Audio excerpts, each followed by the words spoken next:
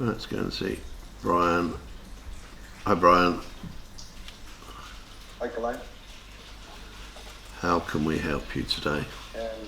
Yeah, I think potentially it's a problem, but I don't know if perhaps it could work quite well. Just bought a property over in Chatteris, which I'm going to run as an HMO, small HMO. There was a separate building that the owner did, which was an extension to the main building, where he basically put a flat, sort of flatter. But when I purchased the property, I confirmed this with a solicitor, it was just purchased with one title. Yeah. Now, in the last couple of weeks, I've got a letter from the council saying they want council tax for the flat and also for the main building. Yeah.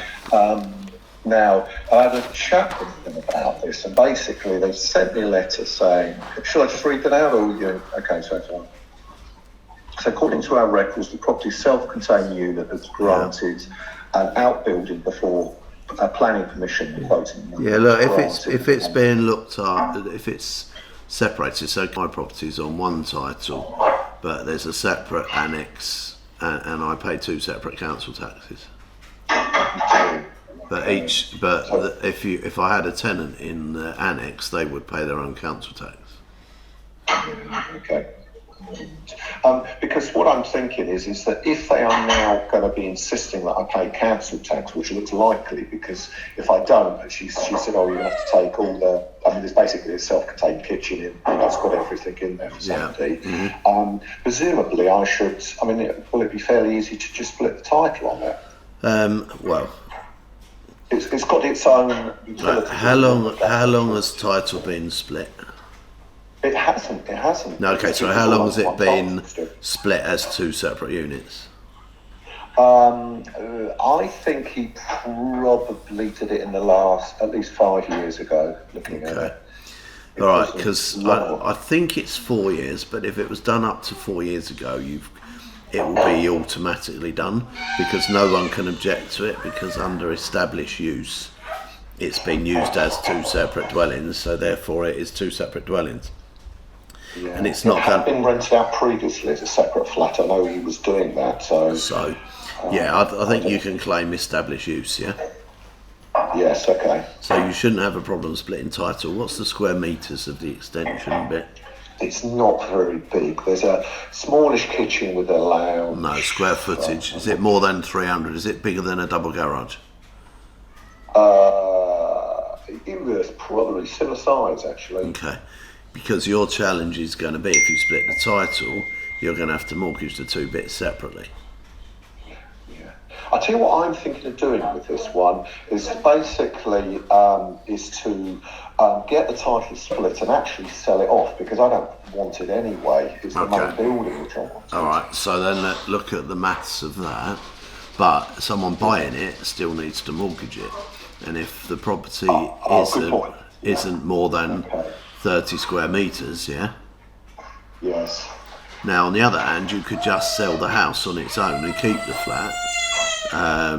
If it's not mortgageable, you could just keep it and get the rent for it from ever. If you break even on the deal but keep a bit, it's not the end of the world, is it?